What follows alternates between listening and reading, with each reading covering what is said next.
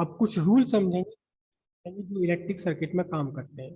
Scientist थे Kirchhoff जिन्होंने इसे डिस्कवर किया। तो हेडिंग डालिए Kirchhoff's law, KIRCHHOFF apostrophe S, Kirchhoff's law. Kirchhoff's law of electric circuit. Electric circuit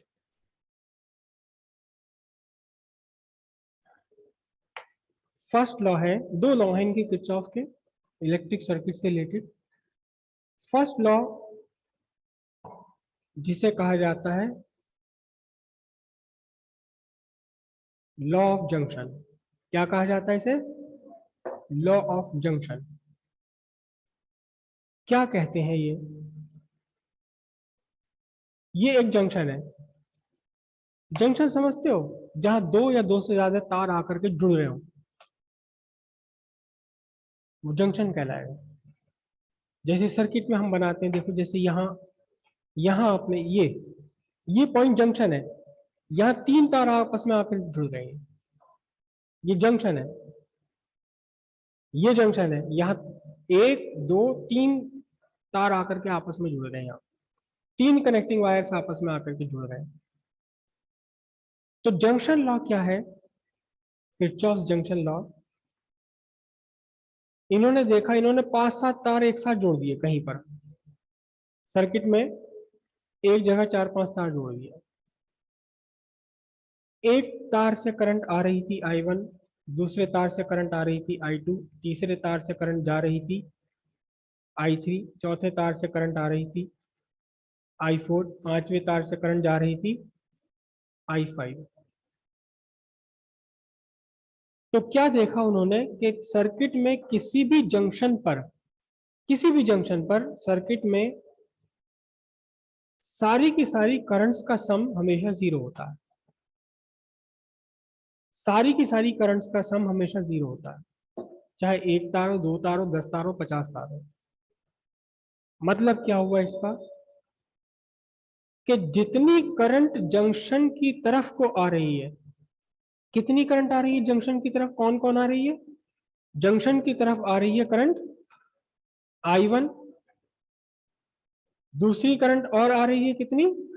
I2, एक और करंट जंक्शन की तरफ आ रही है I4, और जंक्शन से दूर कितनी करंट जा रही है? जंक्शन की तरफ को आ रही है करंट I1, I2 और I4। जंक्शन से दूर कौन कौन जा रही है? I3 और I5। उन्होंने ये देखा कि जितनी करंट जंक्शन पर आती है, सेम करंट ही जंक्शन से दूर जाती है। अगर इन तीनों करंट्स का सम मिलकर के 10 एम्पियर है, तो I3 और I5 का सम मिलकर भी 10 एम्पियर ही होगा। ये तो हो सकता है कि ये छोटी बड़ी हो जाए आपस में, लेकिन किसी भी जंक्शन पर टोटल करंट का सम जीरो होता है। टोटल करंट का सम मतलब क्या करोगे? टोटल करंट का सम जीरो कैसे लिखा जाएगा? इसमें थोड़ा सा कन्वेंशन आपको पहले समझना पड़ेगा। क्या समझना पड़ेगा? करंट अलग से लिख दो जरा।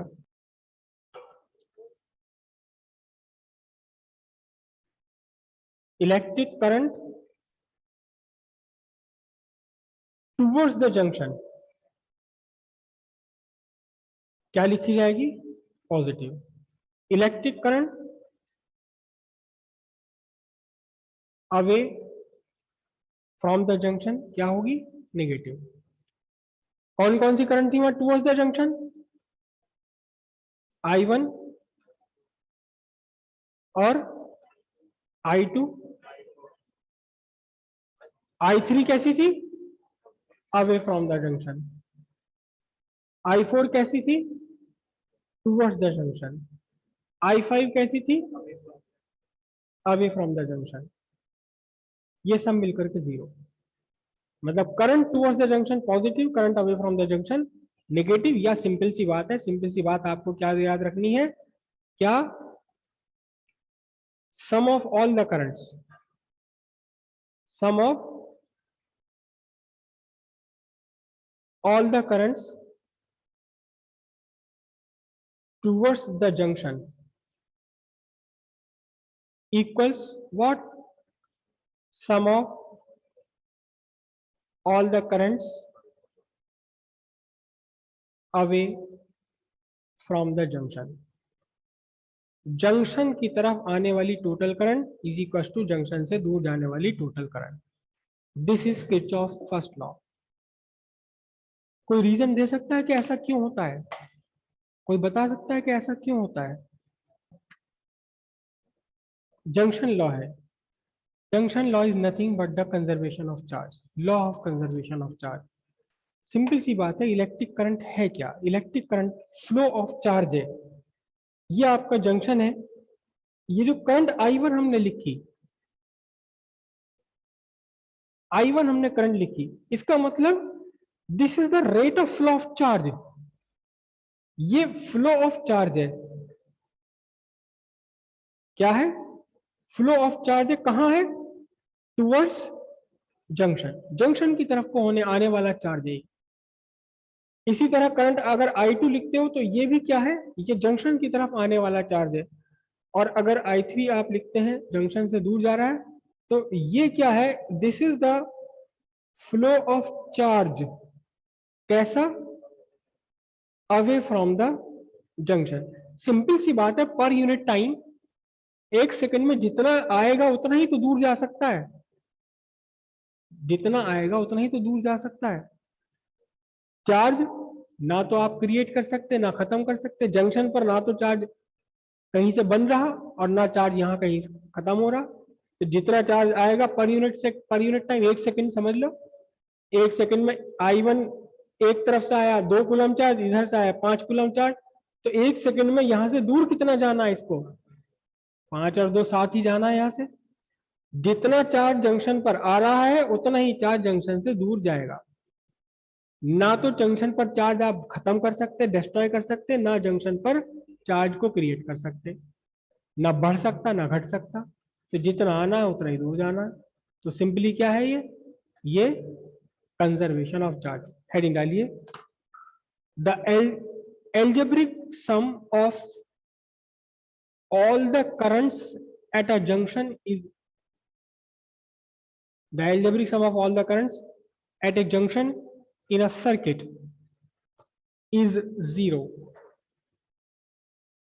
That is, total current towards the junction is equals to total current away from the junction.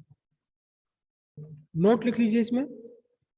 Current towards the junction is taken positive. Kirchhoff's junction law is nothing but the law of conservation of charge. Since the charge cannot be created nor be destroyed, therefore the charge flowing in towards the junction per second must be equal to the charge flowing out away from the junction per second. और एक बात याद रखिएगा, जब हम junction law apply करेंगे कहीं भी किसी भी सर्किट में, तो हमें इस बात से कोई मतलब नहीं रखना कि करंट क्यों आ रही, कहां से आ रही, कैसे आ रही है. कोई मतलब नहीं है. सिंपल सी बात है. जंक्शन पर टोटल करंट 0. आने वाली करंट इज इक्वल टू जाने वाली करंट. वो कहां से आ रही है, कहां जा रही है, क्यों आ रही है, क्यों जा रही है, यहां से कोई मतलब नहीं इस बात से. ठीक है. Simple law of conservation of charge. Second law है जिसे हम कहते हैं loop law. Loop law, Kirchhoff law. Second law loop law. Loop law क्या है? याद रखिएगा, आपका जो किरचॉफ का लॉ ऑफ जंक्शन है, जंक्शन लॉ है, इसे क्लोज सर्किट या ओपन सर्किट से कोई मतलब नहीं. लेकिन जो सेकेंड लॉ है, क्या? लूप लॉ या लॉ ऑफ लूप भी से बोलते हैं. लॉ ऑफ लूप भी से बोलते हैं. क्या है इसे? देखिए, पीछे अभी हमने 2 बातें डिस्कस की थी कि ईएमएफ और पोटेंशियल डिफरेंस. ईएमएफ क्या है? सर्किट में इलेक्ट्रिक एनर्जी का बढ़ना. पोटेंशियल डिफरेंस क्या है? सर्किट में इलेक्ट्रिक एनर्जी का घटना. तो सर्किट में से कितनी इलेक्ट्रिक एनर्जी डेसिपेट होगी? पर सेकंड कितनी एनर्जी डेसिपेट होगी सर्किट में से? पर सेकंड कितनी एनर्जी डेसिपेट होगी? अप्लायंस की पावर के इक्वल। लेकिन ये पावर अप्लायंस में थोड़ी ना आती, कहाँ से आती है? जो एनर्जी डेसिपेट कर रहा है अप्लायंस, वो आती कहाँ से है? हम्म आपका इलेक्ट्रिक पंखा है या इलेक्ट्रिक आयरन है, उसमें से हीट निकल रही है बाहर, तो वो आ कहाँ से रही है? सोर्स से आ रही है ना। तो किसी भी सर्किट में से पर सेकंड कितनी एनर्जी डेसिपेट होगी? जितनी पर सेकंड सोर्स प्रोवाइड करेगा। सिंपल सी बात है ना। क्यों? क्योंकि यहां भी वही कंडीशन है कि एनर्जी को ना तो आप क्रिएट कर सकते ना आप डिस्ट्रॉय कर सकते, इसे तो आप बदल सकते हैं बस। कोई भी अप्लायंस सर्किट में कितनी एनर्जी पर सेकंड कन्वर्ट करेगा दूसरी फॉर्म में, जितनी एनर्जी आ रही होगी सोर्स से। एनर्जी का सोर्स से आना क्या रिप्रेजेंट क्या होता है? ईएमएफ। और डेसिपेशन क्या होता है? एनर्जी का डेसिपेशन क्या है? तो फिर इसका सिंपल सा सेकंड लॉ क्या हो गया? क्या हुआ second law? Sum of all the EMF is equals to sum of all the potential differences. हुआ या नहीं हुआ? कुछ भी नया नहीं है। क्या है? क्या है ये? Conservation of energy, law of conservation of energy. ठीक है। तो राइज को अगर हम पॉजिटिव से रिप्रेजेंट करते हैं तो फॉल कैसे रिप्रेजेंट करेंगे? नेगेटिव से, है ना। तब क्या बना ये? तब क्या बना? उधर तो हमने कहा था algebraic sum of all the current is zero, यहाँ क्या बना? Algebraic sum of all the potential differences is zero. क्योंकि ईएमएफ भी एक पोटेंशियल डिफरेंस ही तो है। वो ईएमएफ भी तो एक पोटेंशियल डिफरेंस ही है, लेकिन वो रिप्रेजेंट कर रहा है किसे? राइज ऑफ एनर्जी को रिप्रेजेंट कर रहा है। तो second law, law of loop क्या है? अच्छा, ये बात आपको याद रखनी कि ये क्लोज्ड सर्किट में ही एप्लीकेबल होगा। ये आपका सोर्स है और ये आपका सर्किट है। कैसा भी सर्किट हो सकता है, इट डजेंट मैटर, लेकिन ये सर्किट क्लोज्ड होना चाहिए। तो कुल मिलाकर के जितनी एनर्जी पर सेकंड प्रोवाइड कर रहा है ये सोर्स, ये पूरा सर्किट मिलकर उतनी ही एनर्जी डेसिपेट करेगा पर सेकंड। अगर एक सोर्स नहीं है, कई सारे सोर्सेज हैं आपके पास, सपोज ये और लगा हुआ E2, तो ये भी एनर्जी प्रोवाइड कर रहा है, ये भी एनर्जी प्रोवाइड कर रहा है। तो इसका मतलब टोटल एनर्जी, अच्छा इसमें अगर आप लोग इसका पोटेंशियल डिफरेंस V1 है, इसका पोटेंशियल डिफरेंस कुछ और है, ऐसे लिख लो, तो क्या होगा कि जितनी भी एनर्जी प्रोवाइड कर रही है वो सब क्या है? डेसिपेशन के फॉर्म में खत्म हो रही है। ये पॉजिटिव लोगे आप, ये क्या लोगे? निगेटिव। तो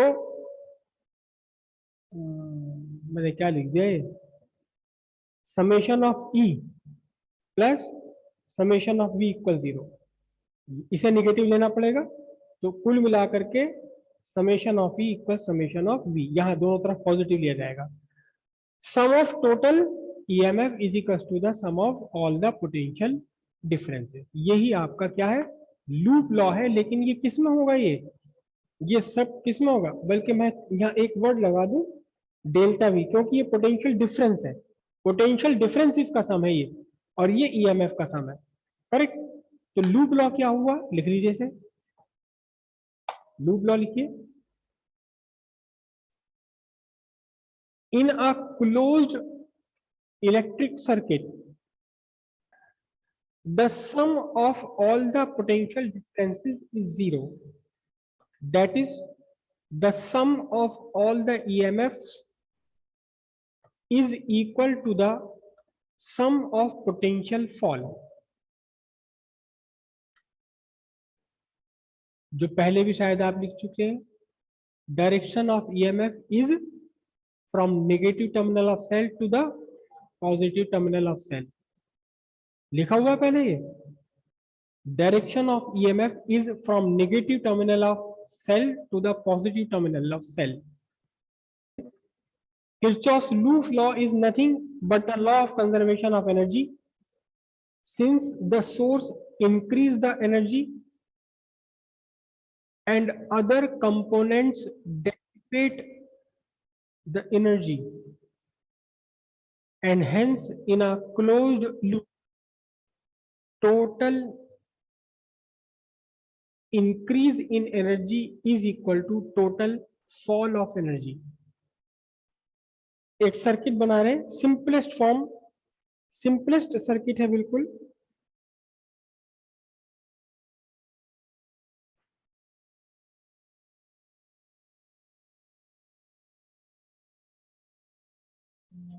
एक सोर्स ऑफ ईएमएफ E1, इसके साथ रेजिस्टेंस जुड़ा हुआ R1. इंटरनल रेजिस्टेंस यहां नहीं बनाया, ठीक है. एक और रेजिस्टेंस जुड़ा हुआ है R2, किसके साथ जुड़ा हुआ है? Another source of EMF E2, ठीक है.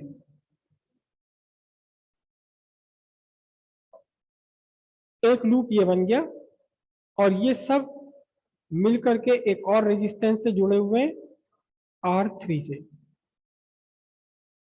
ठीक है.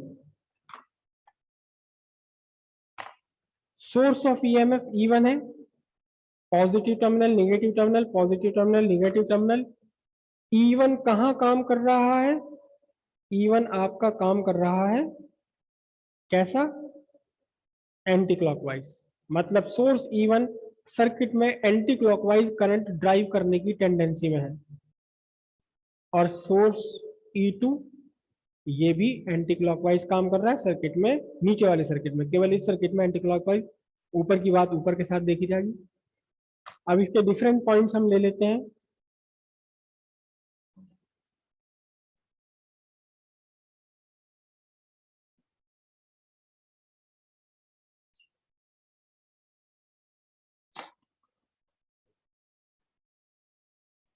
ये पॉइंट हमने लिए. पॉइंट बी पर जंक्शन लॉ लगाए हम. पॉइंट बी पर जंक्शन लॉ लगाए. इस E1 ने करंट ड्राइव किया सर्किट में कितनी? I1.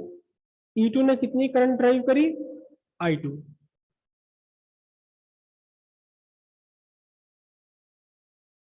बाय जंक्शन लॉ कहां?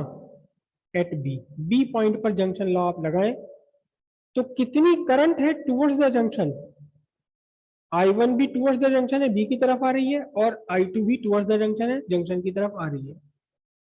तो जंक्शन से दूर कितनी करंट जानी चाहिए बताओ? जंक्शन से दूर जानी चाहिए I1 प्लस I2.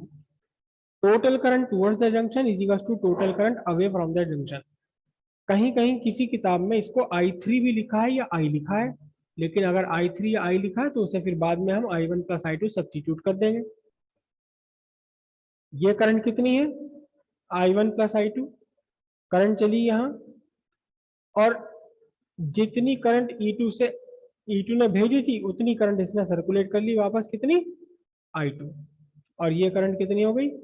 I3 हो गई. किसी एक रास्ते पर, सर्किट में किसी एक रास्ते पर एक ही करंट पॉसिबल है, सॉरी I1.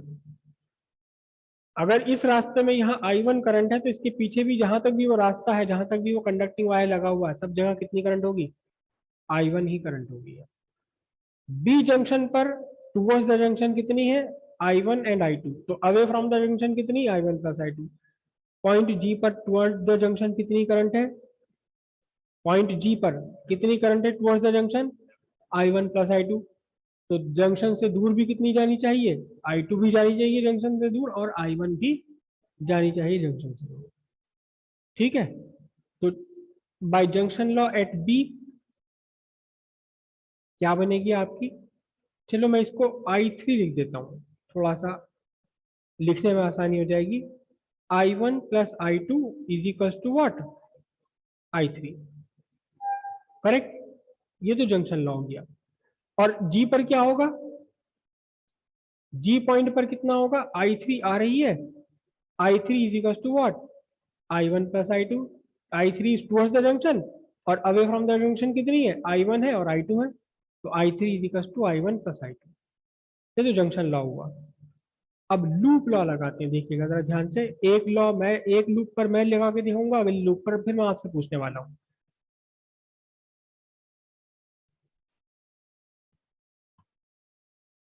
ये लूप मैं कंसीडर कर रहा हूं, कौन सा लूप है, CBAHGD और C, क्लोज लूप लेंगे तो जहां से हमने शुरू करना वहीं पर हमें खत्म करना है। तो कौन सा लूप हम कंसीडर कर रहे हैं, कंसीडर लूप। कौन कौन सा लूप, या आप बता दो, आपकी इच्छा से कोई और लूप लूं। ठीक है, ये लूप ले रहे हैं हम। ए से शुरू कर रहा हूं मैं, AHGDCBA। कौन सा लूप है, पूरा लूप है AHGDCB और वापस ए पर आकर क्लोज हो गया है। ठीक है, अब आपको क्या करना होता है, कैसे लगाते हैं सेकंड लॉ, लूप लॉ कैसे लगाते हैं। आपको इस लूप के ऊपर 2 बार घूम जाना है, 2 बार घूम जाना है। एक बार देखना केवल ईएमएफ और अगली बार देखना केवल पोटेंशियल फॉल। तो मैं ए से एच तक गया, कोई ईएमएफ पड़ा क्या रास्ते में, नहीं। एच से जी तक गया, कोई ईएमएफ पड़ा रास्ते में, जी से डी तक गया, कोई ईएमएफ नहीं पड़ा, डी से सी तक गया, अब ईएमएफ पड़ गया रास्ते में। कौन सा ईएमएफ पड़ गया रास्ते में, E1। लेकिन मेरी जो ट्रेसिंग है, मैं जो चल रहा हूं वो उसी डायरेक्शन में चल रहा हूं जिस डायरेक्शन में ईएमएफ काम करता है। तो मुझे कैसे लेना होगा इसको, पॉजिटिव लेना होगा। तो यहां क्या बना, प्लस E1। ठीक है जी, सी पर पहुंच गए, सी से डी बी पर पहुंचे, कोई ईएमएफ पड़ा रास्ते में, नहीं पड़ा। बी से ए तक पड़ा, कोई ईएमएफ नहीं पड़ा, वापस ए पर आ गए, केवल एक ईएमएफ पड़ा। तो इस E1 के बाद में लगा देना इज इक्वल टू। अब अगली बार फिर से ट्रेसिंग करनी है, ए से वापस घूमकर ए पर आना है, लेकिन इस बार पोटेंशियल डिफरेंस कैलकुलेट करते हुए। रास्ते में पड़ा R1, R1 में कितनी करंट है, I3। तो पोटेंशियल फॉल कितना हुआ R3 के अक्रॉस, I3 इंटू R3। तो इसे आप क्या लिखेंगे, प्लस I3 इंटू R3। अब प्लस क्यों लिया है हमने, प्लस इसलिए लिया है क्योंकि हम करंट की ही डायरेक्शन में चल रहे हैं। फिर H से G तक चले तो करंट तो है I3, लेकिन रेजिस्टेंस नहीं है कुछ भी, तो प्रोडक्ट जीरो हो गया। G से D तक कोई रेजिस्टेंस नहीं है, D से C तक पहुंचे, अब हम इसको नहीं देखने वाले, अब हमें केवल क्या देखना, रेजिस्टेंस और करंट। तो रेजिस्टेंस रास्ते में पड़ा R1, करंट कितनी पड़ी, I1। तो पोटेंशियल फॉल कितना हो गया यहाँ, I1 R1। I1 को कैसे लेना है, पॉजिटिव लेना है। तो फिर ये क्या बना आपका, प्लस I1 इंटू R1। अब आप सी पर पहुंच गए, सी से बी तक कोई रेजिस्टेंस नहीं, बी से ए तक कोई रेजिस्टेंस नहीं, वापस लूप आपका कंप्लीट हो गया। और इसे हम I3 को सब्स्टिट्यूट कर दें, E1 equals what, I1 plus I2 into R3 plus I1 R1। ये आपकी एक इक्वेशन बनी है। ठीक है, ये लूप कौन सा लूप था, ये लूप था आपका AHGDCBA। अब दूसरा लूप आपको करके दिखाना है अपनी कॉपी में, AHGBA। AHGBA कौन सा लूप कंसीडर करना है, अब आप कंसीडर लूप AHGBA। AHGBA बनाइए, क्या इक्वेशन बन सकती है, लूप लॉ लगा रहे हैं आप। लूप AHGB में इक्वेशन क्या बनी है, इक्वेशन आपकी बनती है plus E2 equals I1 plus I2 into R3 plus I2 into R2। ये हो गया I2 इंटू R2। अब आप लूप ले लें, अब आप लूप लें, कौन सा लूप लेंगे, BGDC B, BGDCB। कौन सा loop? B G D C B.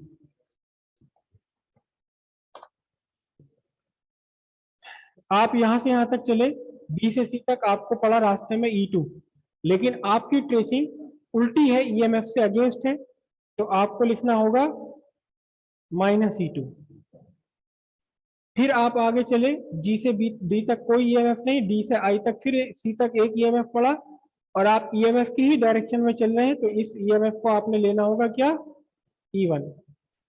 दोनों ईएमएफ खत्म हो गए। अब बी से चले आप जी तक, आपको करंट मिली I2, रेजिस्टेंस कितना? R2। क्योंकि आपकी ट्रेसिंग आपको अपोजिट चल रहे हैं, करंट के अपोजिट चल रहे हैं, तो इसे I2 को लेना पड़ेगा आपने नेगेटिव इंटू R2। उसके बाद आप आगे गए, जी से डी तक कोई रेजिस्टेंस नहीं है, डी से सी तक फिर आपको रेजिस्टेंस मिला R1, करंट कितनी है? I1। लेकिन आप करंट की ही डायरेक्शन में चल रहे हैं, तो I1 कैसा होगा? पॉजिटिव। ये आपकी इक्वेशन बन गई loop B G D C B के लिए।